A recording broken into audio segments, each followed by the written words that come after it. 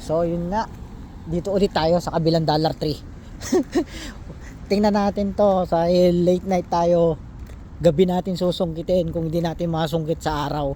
So yun nga, dalawin natin to.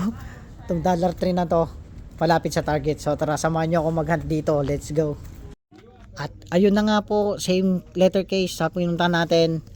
E-case, D-case, naghalo. So tingnan natin kung makakasungkit tayo dito ngayon at kung makakakuha tayo. So ito nga, kunin natin to. Oh, mas dami yata. Syempre pambenta natin yan.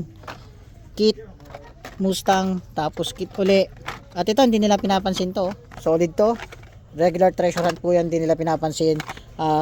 Letter case E, regular treasure hunt. So kukunin natin yan, regular treasure hunt na yan. Pambenta natin.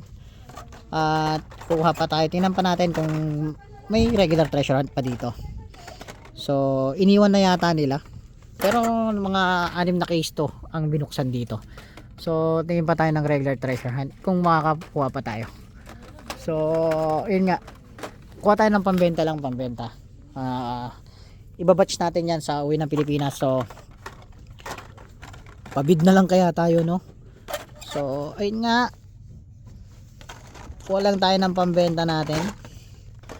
Ito nga, letter case, E-case, tapos D-case, naghalo na ulit dito. At hukay muna tayo saglit. So ayun nga po yung mga nakuha natin ngayon. At pangdagdag natin sa pambenta natin, at nakakuha tayo ng regular treasure hunt dito sa peg na to, dito sa may kabilang Dollar Tree. At ayun nga po yung mga natira pa, at nang iwan tayo ng mga ilan mainlines dyan. So ito na lang kukunin muna natin sa ngayon at dadagdag natin sa pambenta natin. So tara, bayaran muna natin to. Let's go.